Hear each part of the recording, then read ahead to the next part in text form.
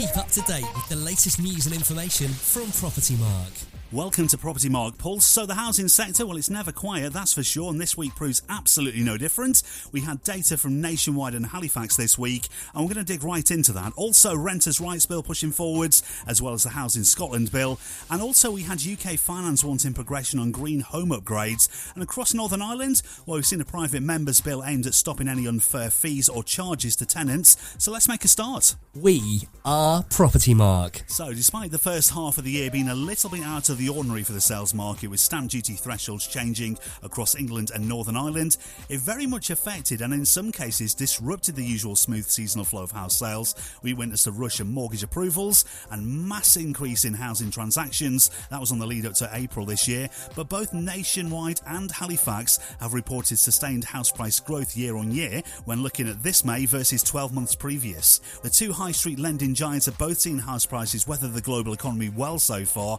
but with a recent jump in inflation, we may continue to see caution from the Bank of England for the next base rate decision, which is due later this month on the 19th of June. However, will this dent consumer confidence regarding long-term affordability? It will definitely be something that those who are thinking of approaching the buying and selling process will have at the forefront of their mind, and it's something we'll be tracking very closely. Propertymark.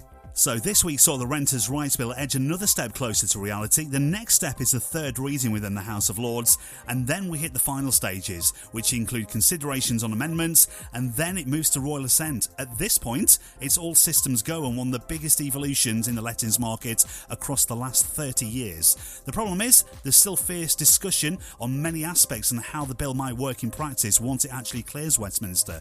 From the very start, Propertymark have said that the new legislation must be fair and balanced. It must consider wider consequences for all involved. It must be future-proof and responsive to potential change, and deliver high standards and encourage long-term investment in sustainable housing for those who choose to rent. However, there are still sizable concerns on how the bill might work in practice, such as how the courts will cope with increased demand should things go wrong, the removal of fixed-term tenancies, and how the new legislation will impact student lettings. All of these issues plus many more need to be digested, understood and then implemented, and rightly, this is a huge challenge to process and provision for, and certainly not one to be left to the last minute. If you head to propertymark.co.uk, under the learning and events section, there's a huge selection of courses and webinars that could help you out as things progress, and we'll keep you updated over the coming weeks, but one thing's for sure, it's going to be very busy. Across Scotland, there is also much potential change ahead as the Housing Scotland Bill also progresses through Parliament.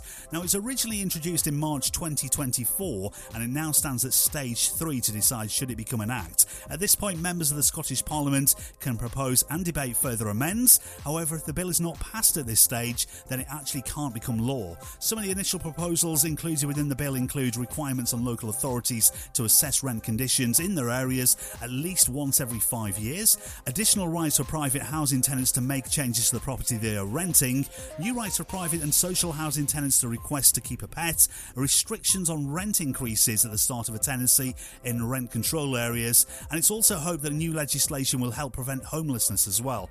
However, there are sizable concerns regarding the long-term effects of the proposed rent controls in the real world and the effect they will have on landlords and the ability to operate in this sector. Ultimately, the sector needs to see long-term investment to keep pace with the demand, and it remains a subject that is rightly generates really emotive conversation. Stay with us and we'll keep you updated as aspects evolve. Next on the list, UK Finance has this week highlighted the need for a comprehensive strategy to help increase demand for green home improvements.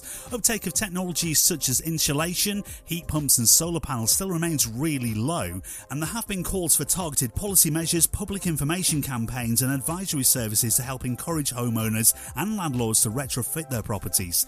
Toby Leake, NAEA Propertymark President, makes comment it's vital that the UK government and devolved administrations avoid a one-size-fits-all approach towards energy efficiency. For example, older properties are not always suitable for heat pumps, something that Propertymark will continue to campaign on to help navigate around. We are Propertymark. Across Northern Ireland, we've seen a private members' bill aimed at addressing potential unfair fees and charges to tenants. Propertymark's policy and campaigns team, along with property agents, met at Stormont to discuss the plans and provide direct feedback from agents. Propertymark wants to ensure that evidence costs to letting agents can be recovered. The professional body thinks that the central focus on any new legislation should be on enhancing transparency and clarifying existing rules. Without such a mechanism, any ban could create a system where responsible agents are unable to recover cover genuine costs, while some continue to charge unreasonable fees. For more details, check propertymark.co.uk. And a super quick reminder, 13th of June next week, it's Propertymark 1 in association with Rightmove at the Excel in London. For more information and tickets, you can hop onto propertymark.co.uk/1,